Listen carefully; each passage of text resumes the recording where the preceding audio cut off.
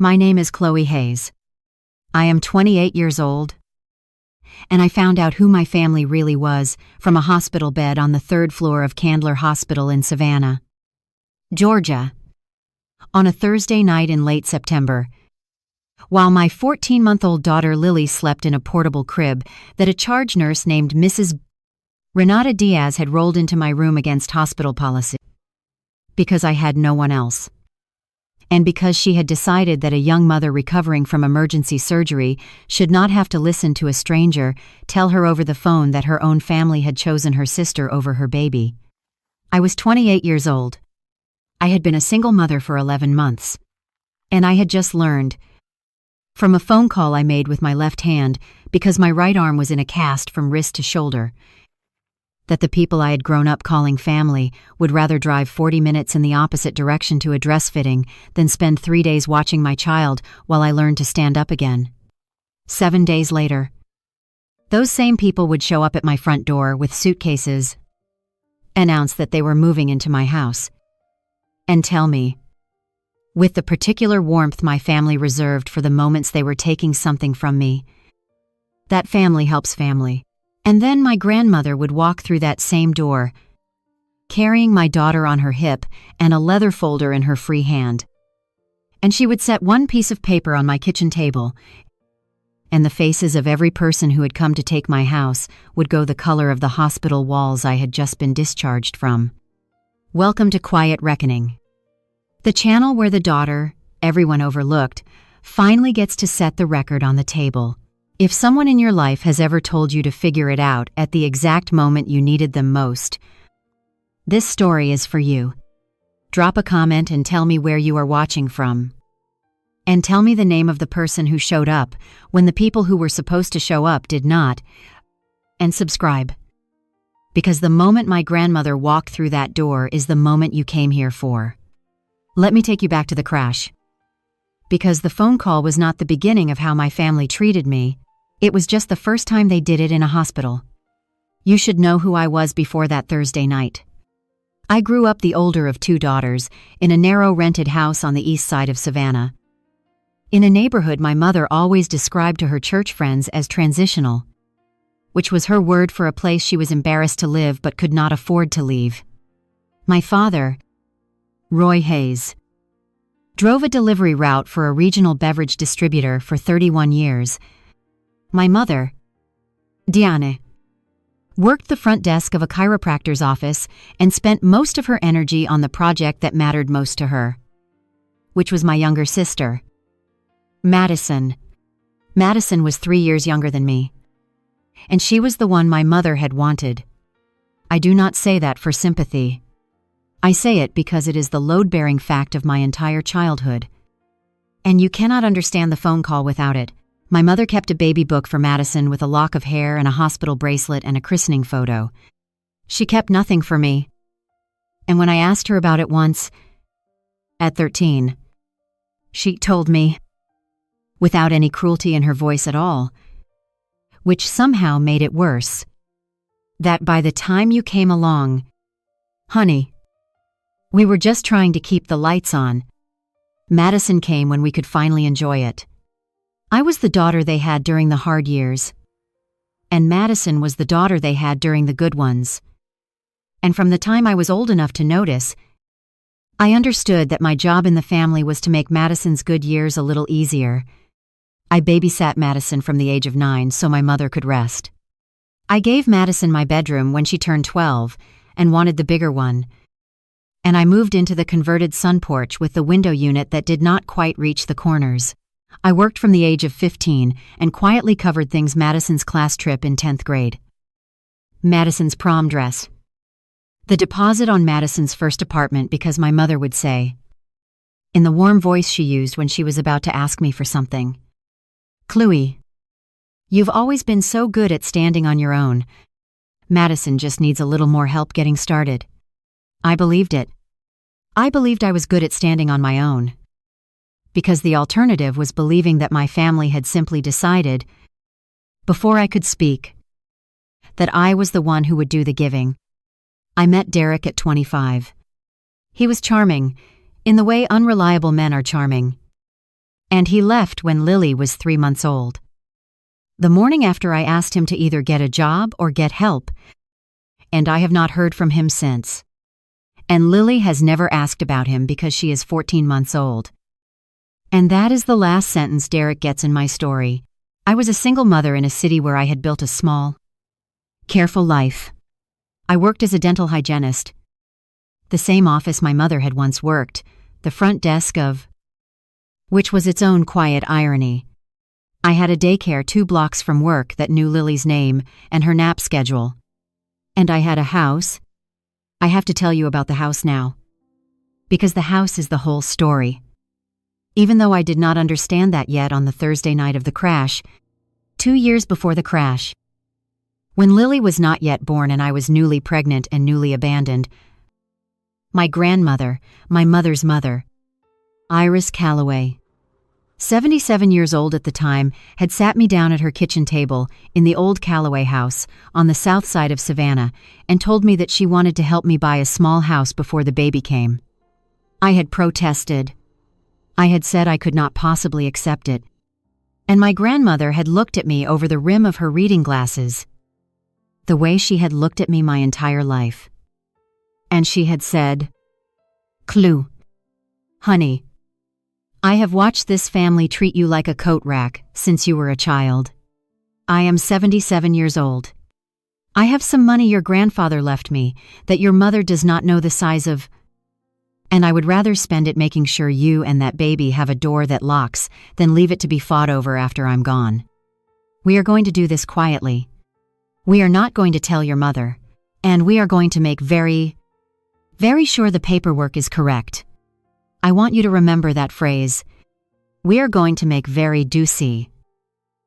sure the paperwork is correct." My grandmother had said it twice.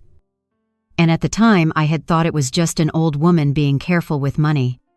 I would not understand, for 2 more years, that my grandmother had been a legal secretary for a Savannah law firm for 31 years before she retired. That she had watched dozens of families tear themselves apart over property. And that when Iris Calloway said she was going to make sure the paperwork was correct, she meant correct in a way that would hold up against people she already knew would one day come for it.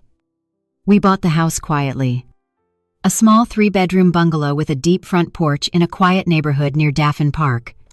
My grandmother provided the funds, and the deed. I did not pay much attention to this at the time. Because I was 8 months pregnant and exhausted, the deed was placed solely in my name. Chloe Hayes. With my grandmother retaining no interest and my parents named nowhere on any document associated with the property. My grandmother had also done something else that I did not learn about until the night everything changed. But I will get there. We did not tell my mother. My mother believed, for 2 years, that I was renting the bungalow near Daffin Park, because that was what I had told her. On my grandmother's instruction, "Let them think you're renting." "Honey," Iris had said, "people treat you differently when they think you have something to lose. Let them keep underestimating you. It's safer." My family kept underestimating me.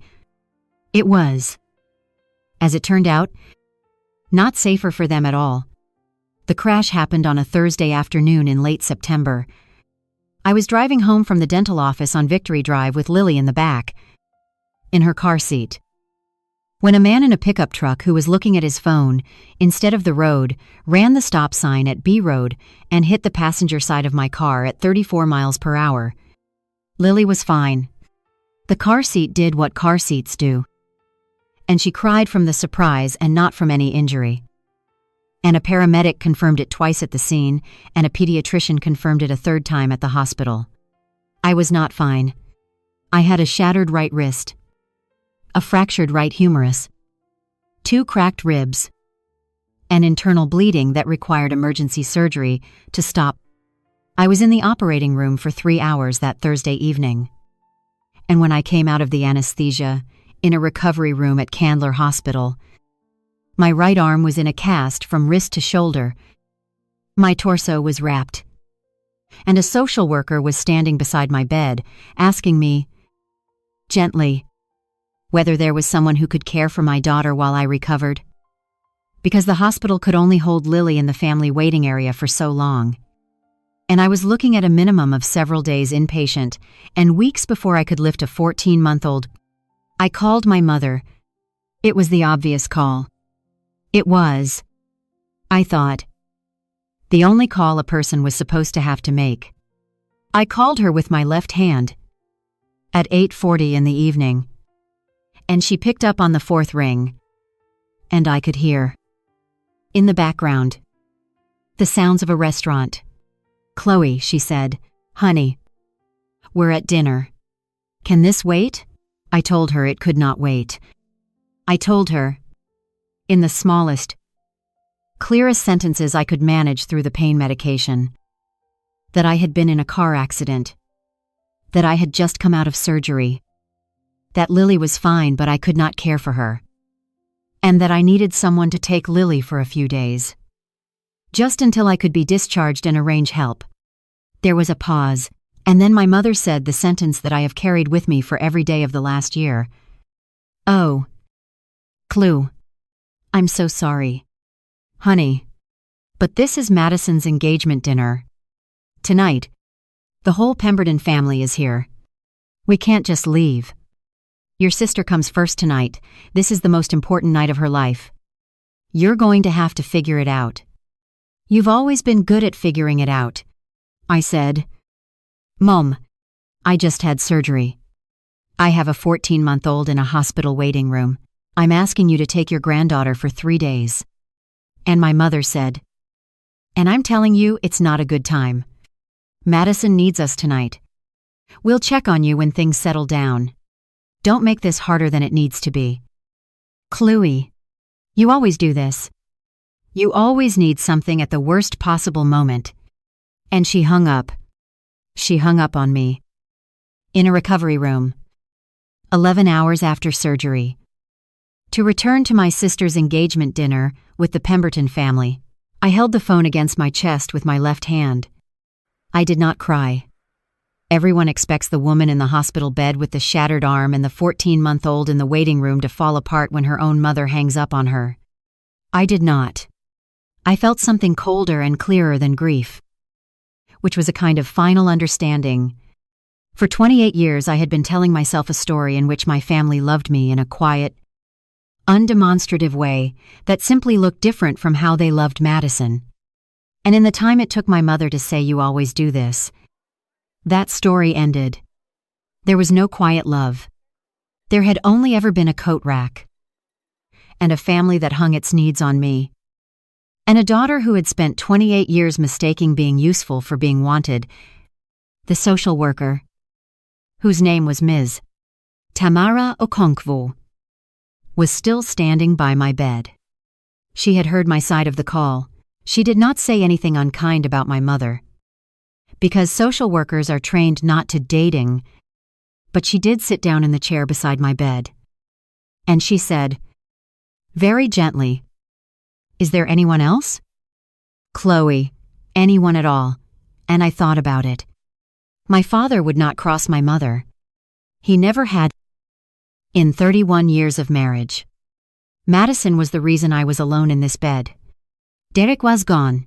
My friends were good people, but none of them could take a 14-month-old for an unknown number of days on no notice. And then I thought of the one person I had not thought to call first. Because I had spent my whole life being taught that she did not count as much as the others. I asked Ms. Okonkwo to hand me the phone again. I called my grandmother, Iris Calloway, 79 years old now. Picked up on the second ring. At nearly 9 at night. The way the very old and the genuinely loving always pick up. Already awake. Already alert. "Chloe," she said. And before I could get the first sentence out, she heard something in the single syllable of my breathing, and her voice changed. And she said, "Honey, what's happened? Tell me slow." I told her slow. The crash.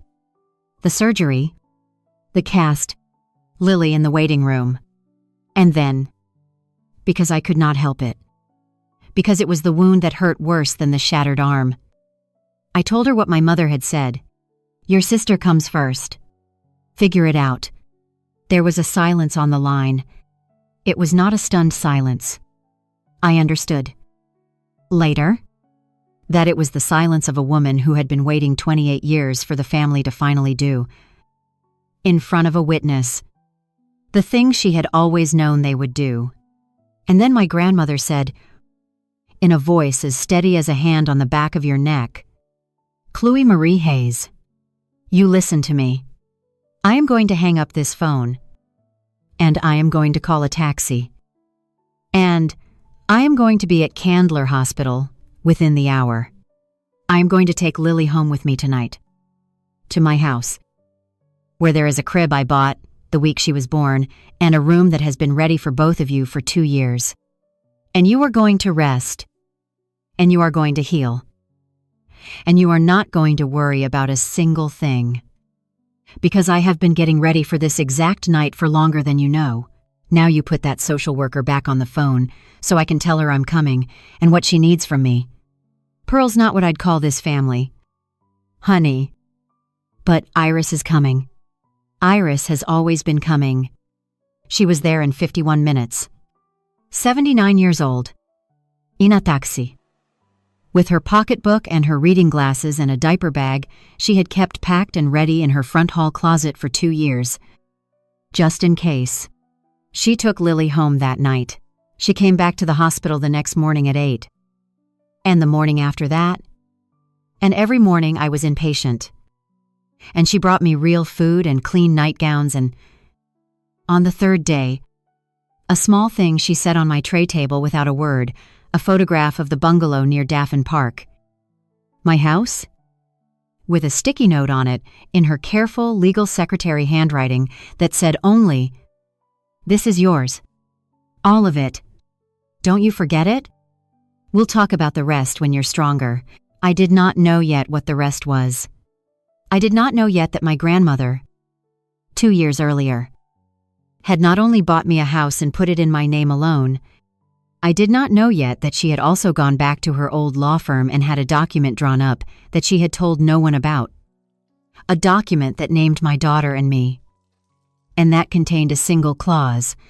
My mother and my sister were going to walk directly into 7 days later, with suitcases in their hands and the word family in their mouths, never once imagining that the old woman they had spent their whole lives underestimating had made very sure the paperwork was correct. I was discharged from Candler Hospital on a Wednesday afternoon, 6 days after the crash, with my right arm in a cast from wrist to shoulder, my ribs taped, and a discharge folder full of instructions I could not follow on my own. My grandmother drove me home in her old Buick, with Lily in the back in the car seat Iris had bought to replace the one destroyed in the crash.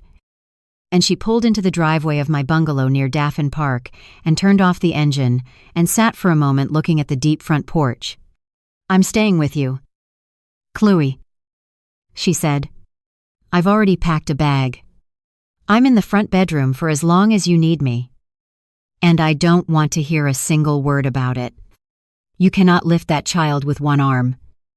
And I am not driving home to an empty house when my great-granddaughter needs a pair of hands. This is decided. Help me get the diaper bag."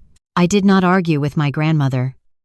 I had learned, at 28, that not arguing with Iris Calloway was both the wisest and the most loving thing a person could do. We settled in. Iris took the front bedroom. Lily went into the nursery I had painted myself the summer before she was born. Pale green, with a mobile of little felt birds I had sewn during the long evenings of a pregnancy I had spent mostly alone. And for the first 2 days, it was almost peaceful.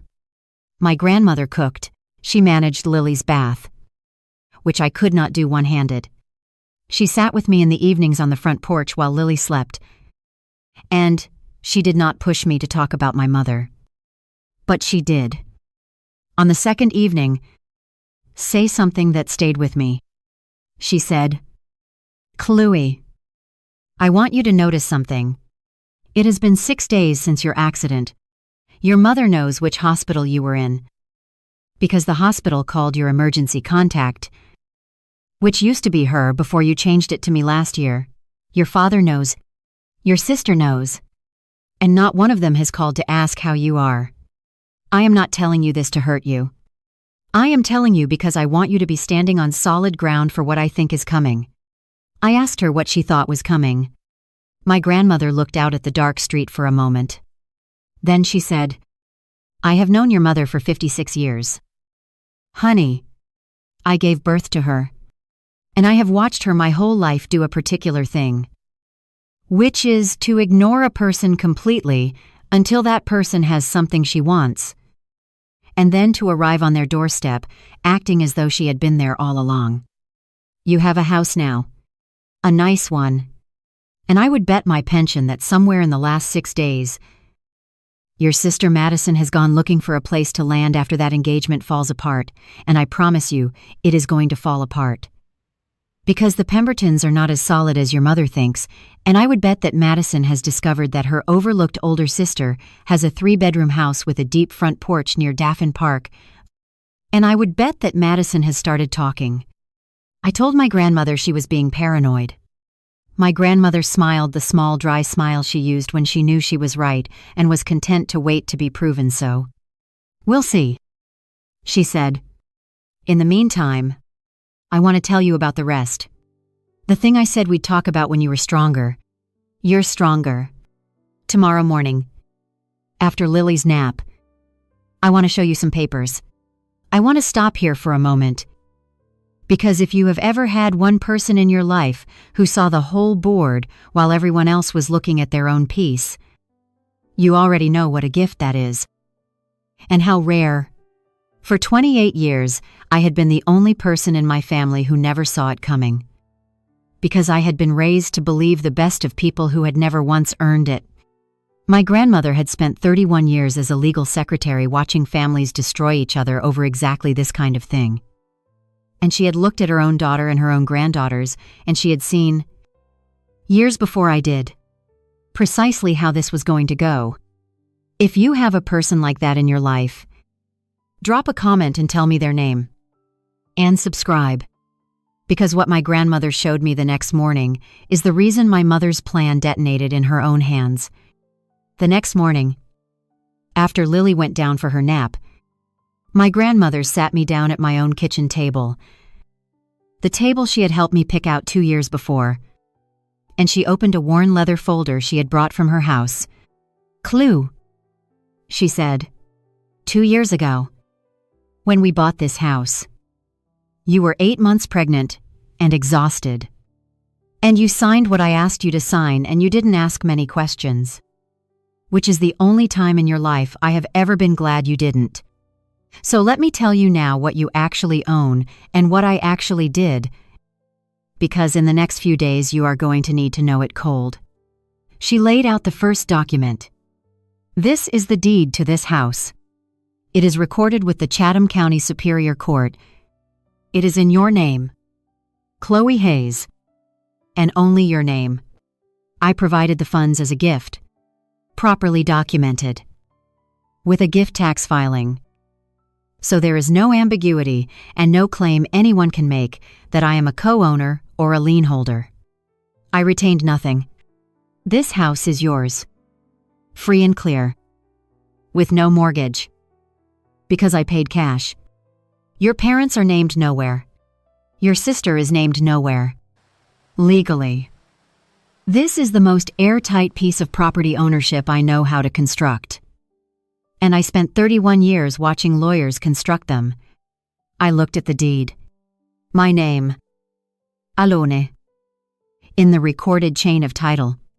I had known, abstractly, that the house was mine. I had not understood, until that moment, how completely my grandmother had made sure of it. Now the second thing, Iris said, and she laid out a thicker document, stapled and bound, with a law firm's name on the cover. This is a trust. I had it drawn up the same month we bought the house. By my old firm. By a lawyer named Mr. Tualser. Taddeusie, who I worked alongside for 19 years and who is the most careful estate attorney in the state of Georgia. The trust holds the bulk of what your grandfather left me, the money your mother does not know the size of, the investment accounts, the Callaway house on the south side, and a sum of cash that I will not say out loud at this table, but that is substantial. The trust has two beneficiaries, you and Lily.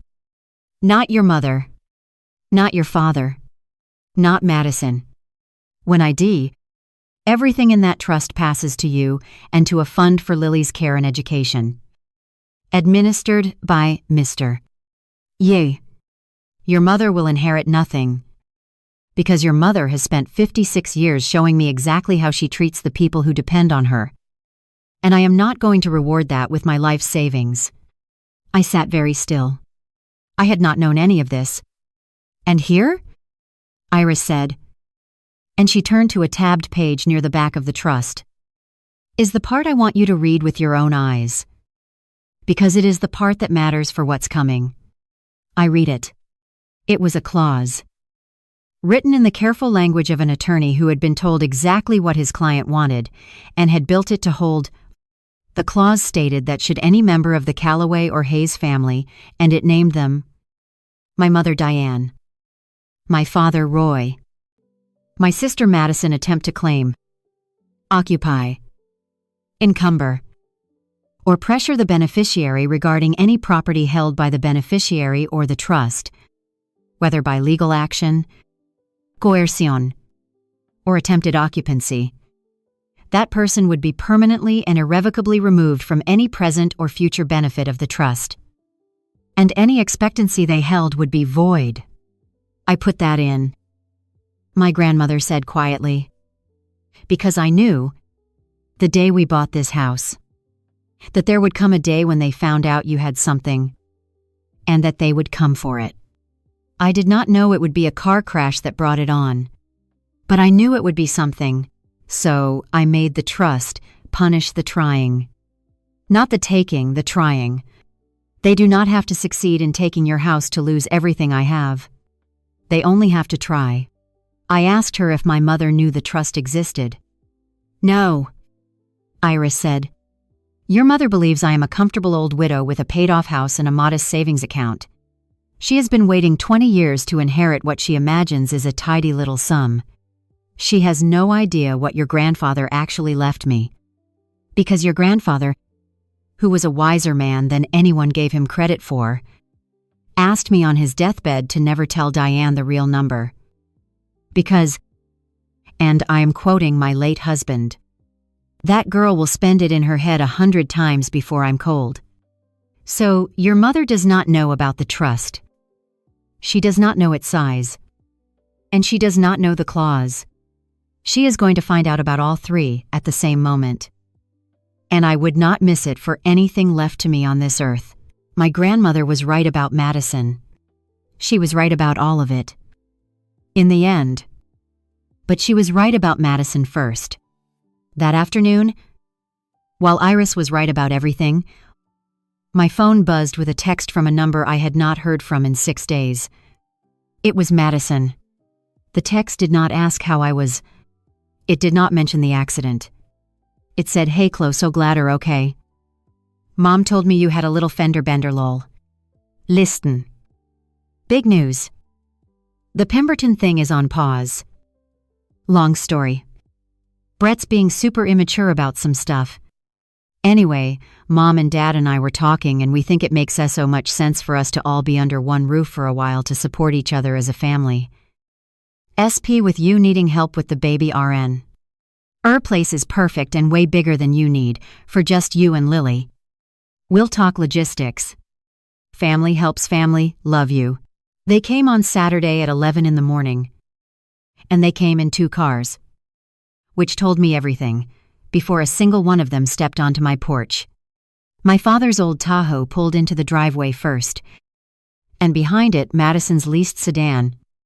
And the back of both vehicles was packed. I could see it through the windows with suitcases, plastic storage bins, a folded clothing rack, and what looked like a standing lamp wedged across the back seat of the Tahoe, they had not come to talk about logistics. As Madison's texts had put it, they had come to move in.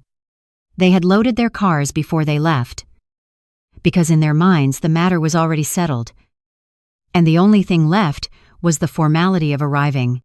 I was standing at my front window when they pulled in, with my right arm still in its cast and my ribs still taped. 11 days out from emergency surgery, my grandmother was in the kitchen with Lily. Mr. Thaddeus Yee had arrived 40 minutes earlier, at 10:20, in a charcoal suit, and he was sitting quietly in the armchair in my living room with his leather folio on his knees. And he had said, when he came in, "Ms. Hayes, I am going to let your family say everything they came to say. I want them to say all of it, in front of you. Before I open this folio, your grandmother was very specific about that. She said, and I quote, 'Let them hang themselves with the rope. Thaddeus, then we'll discuss the rope.' My father got out of the Tahoe first. Roy Hayes, 59, in a polo shirt, with the particular set to his shoulders he got when he had decided he was in charge of something. My mother got out of the passenger side. Diana, 56, in a floral blouse and the good pearls, the same pearls. I would later think that she had probably been wearing at Madison's engagement dinner the night she hung up on me in the recovery room. And Madison got out of the sedan. 25, in leggings and an oversized sweater, already holding a cardboard box against her hip, as though the decision to carry it in had been made by someone other than her, and she was merely cooperating. They came up the porch steps together. They did not knock. My father tried the front door, found it locked, and knocked, then 3 short impatient raps. The knock of a man who is annoyed to find a locked door on a house he has already decided is his. I opened the door. I did not open it wide. "Chloe," my mother said, with a warmth that had been entirely absent for 11 days. "Oh, honey, look at that cast. You poor thing. Well, we're here now. We're going to take such good care of you," my father said.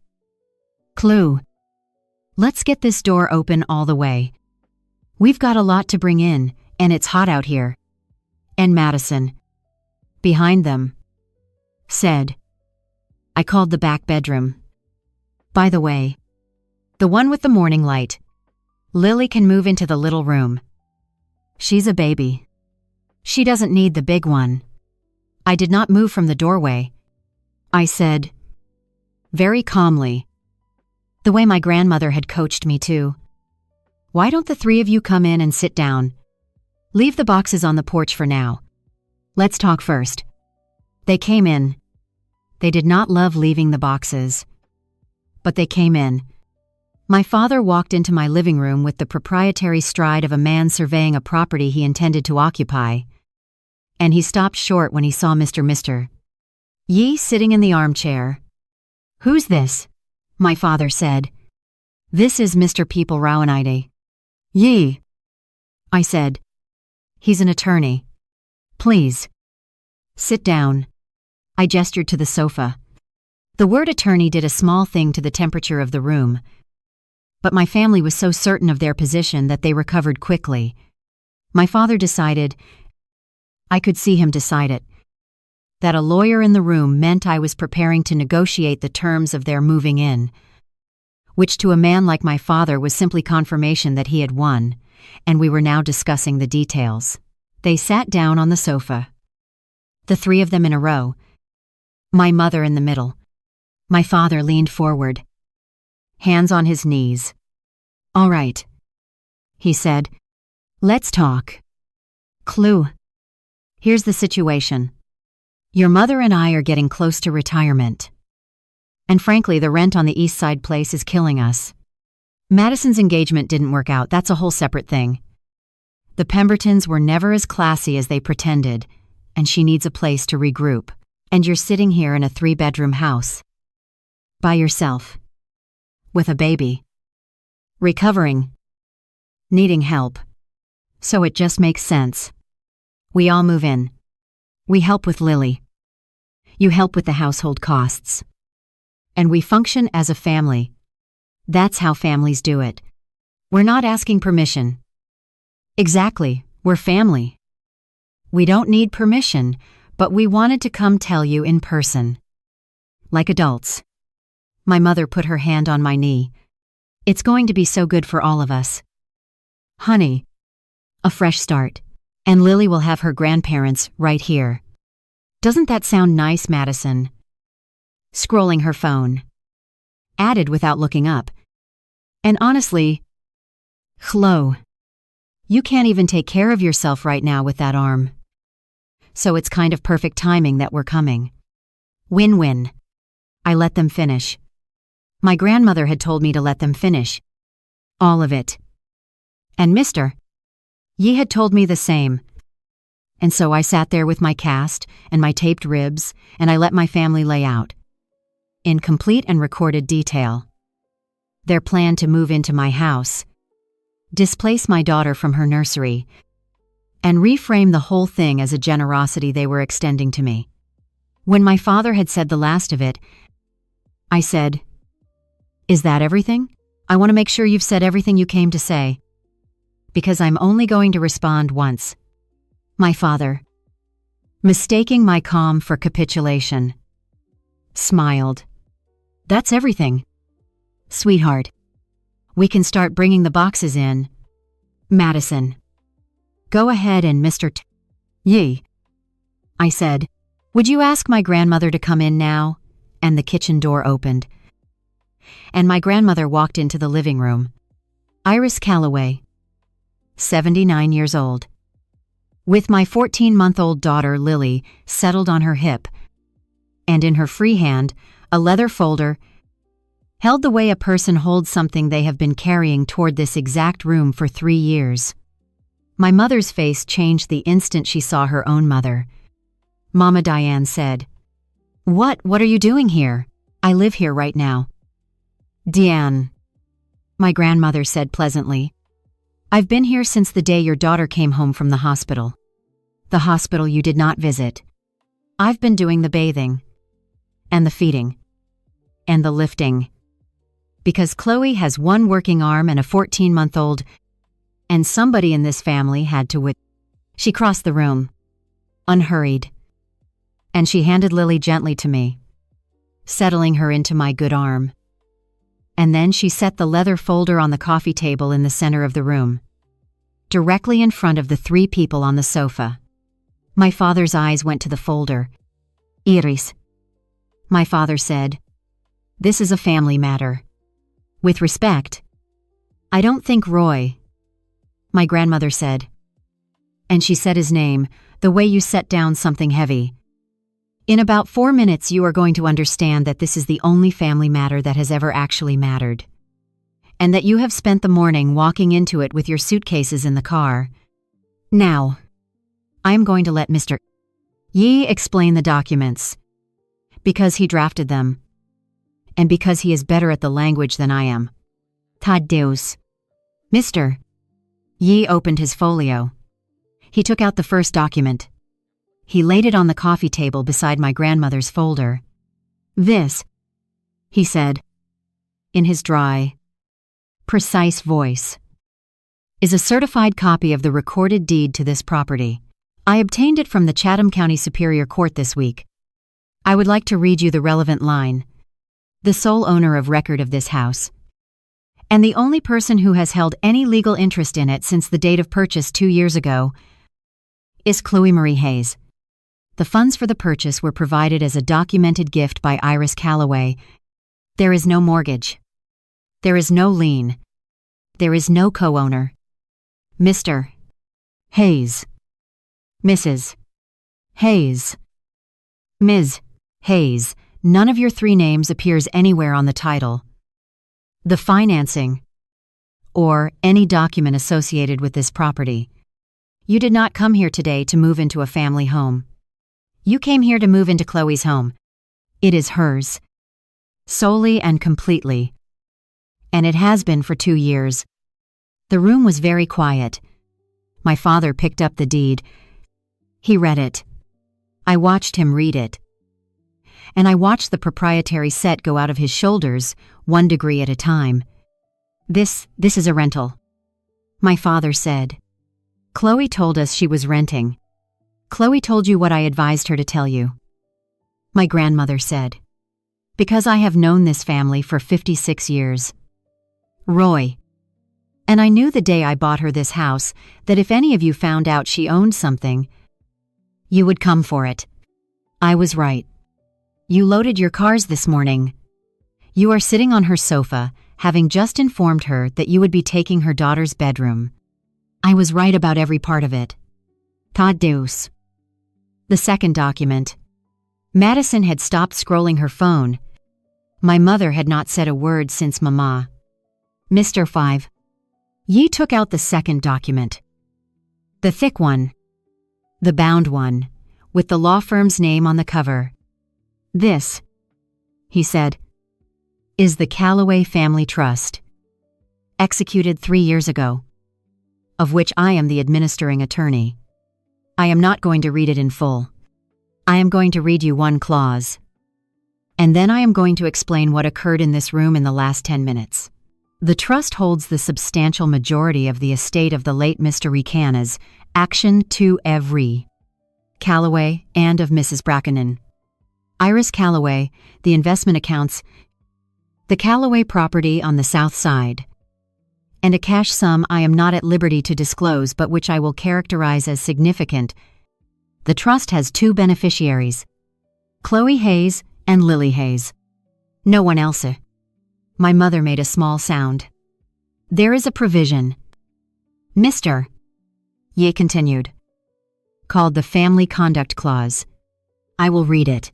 Should any of the following named individuals, Diane Hayes, Roy Hayes, or Madison Hayes at any time attempt to claim, occupy, encumber, or pressure the primary beneficiary regarding any property held by the beneficiary or by this trust, whether through legal action, coercion, or attempted occupancy, that individual shall be permanently and irrevocably excluded from any present or future benefit of this trust, and any expectancy held by that individual shall be rendered void.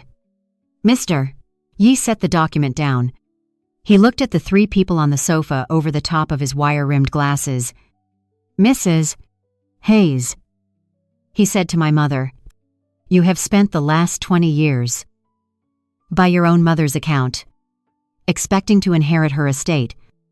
The clause I just read makes the trigger for forfeiture not the success of an attempt to take the beneficiary's property, but the attempt itself.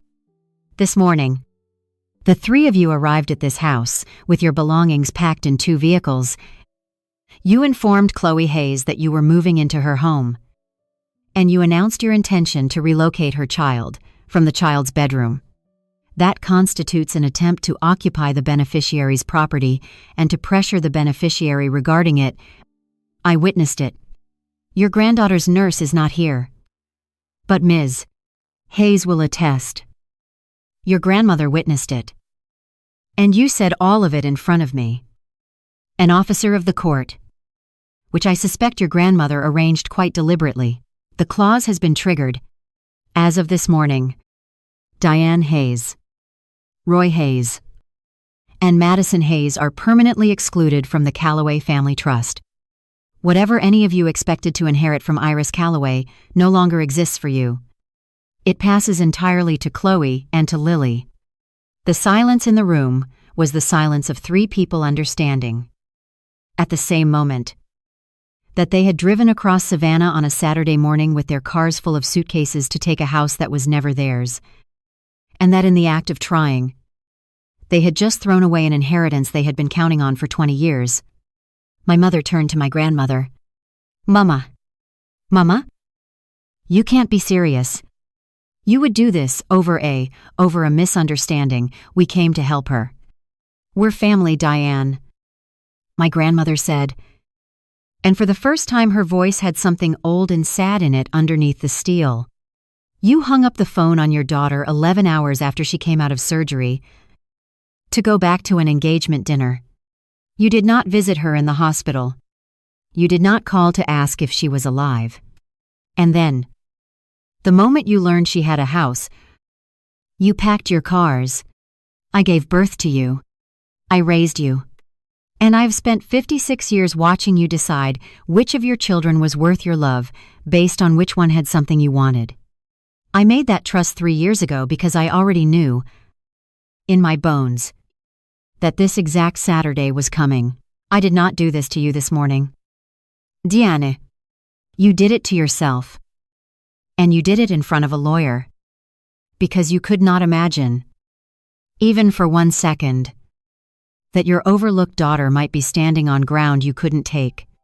My father stood up. Chloe, he said, and the old volume was rising in his voice. The volume he had used my whole life. After everything we did for you after we raised you, you're going to let your grandmother cut your own parents out. You're going to throw us out on the street, Dad. I said, and I did not raise my voice. Because I did not need to. Because I had a deed in my name and a daughter in my arm and a grandmother beside me and an attorney in the chair. And there was nothing left in me that needed my father's approval. You chose Madison's engagement dinner over your granddaughter when I was in surgery. You sat in this living room 10 minutes ago and told me you were taking Lily's bedroom. You did not come here to help me. You came here to take the one thing I have. So no. You are not moving in. You are going to pick up your boxes off my porch. And you are going to put them back in your cars. And you are going to leave my house. This is my house. It has always been my house. And you are not welcome in it. My father stood there for a moment, his mouth working, the volume with nowhere to go. Madison had begun, quietly, to cry not for me, but in the specific way a person cries when they have just watched a large sum of money they had spent in their imagination disappear in real time. My mother sat frozen on the sofa, the good pearls rising and falling against her throat, and my grandmother, 79 years old, said, the last thing that was said in that living room. You all heard her? Iris said, it's her house. Take your boxes. Go home. And Diane, do not call me. I am tired. And I have made my arrangements.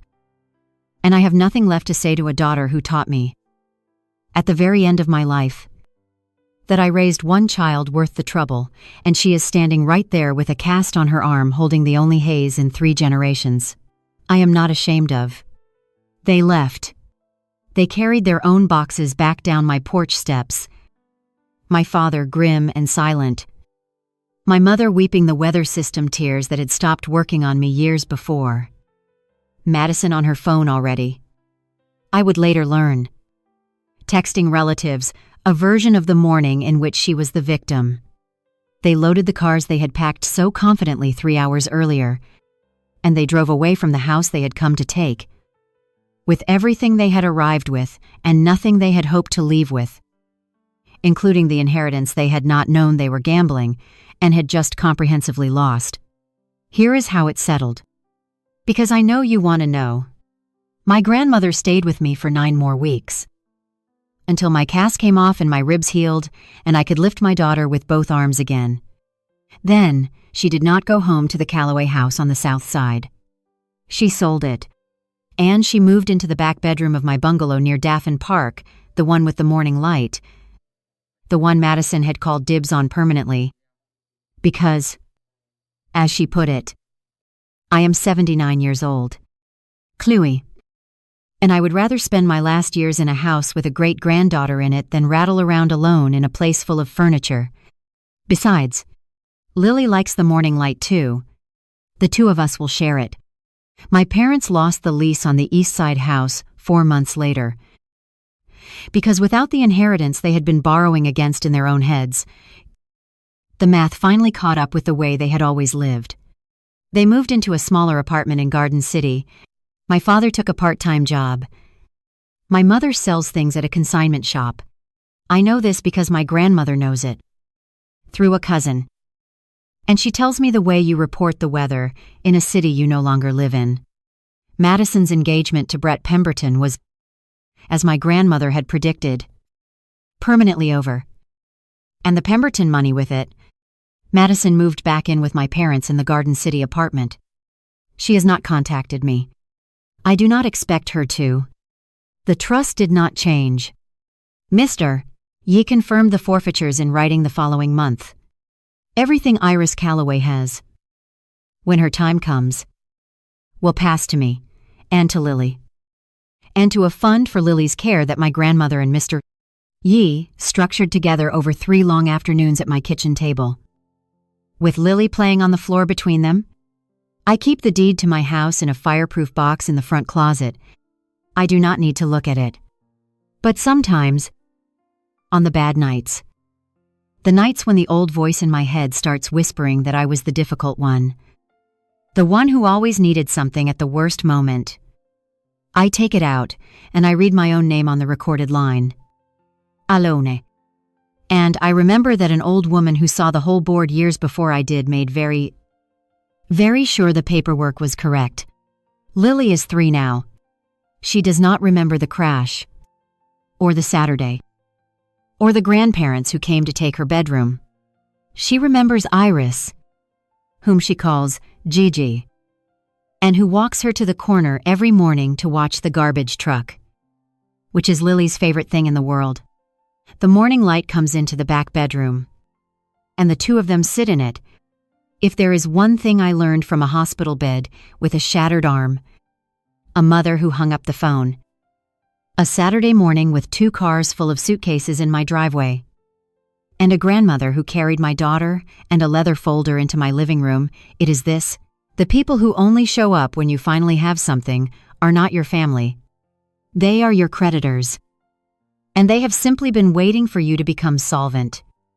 And the person who buys you a house before you have anything, and makes very sure the paperwork is correct, and tells you to let them keep underestimating you because it's safer that person is the whole family you ever needed. That is my story. A car crash. A packed suitcase. A deed in my name. And an old woman who saw it all coming and made the trying cost them everything. If this reminded you of someone who only appears when you have something to take that as your sign. Do not wait for the Saturday with the cars in the driveway. Do not wait to find out what the people around you do the first time you have something they want. Watch who shows up at the hospital. Watch who picks up the phone on the second ring at 9 at night. That is your family. The rest are just creditors with your last name. Drop a comment and tell me where you are watching from. And tell me the name of the person who carried you when everyone else came to carry away. I read everyone. From a bungalow near Daffin Park, with a deed in a fireproof box and an old woman named Iris sharing the morning light with a 3-year-old who calls her Gigi, I am Chloe Hayes.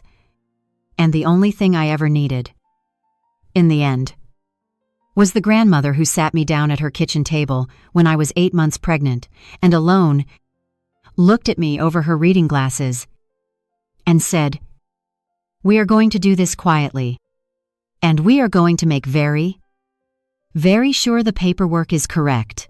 A locked door is not always a rejection. Sometimes it is the first honest protection a woman has ever owned. For most of my life, I had been taught to open every door the moment my family knocked, even when they arrived empty-handed, even when they came only because I had something they wanted.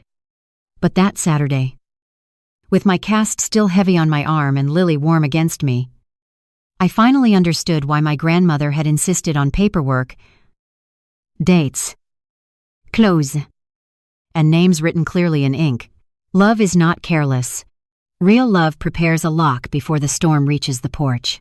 The morning light in that back bedroom became more than a pretty detail.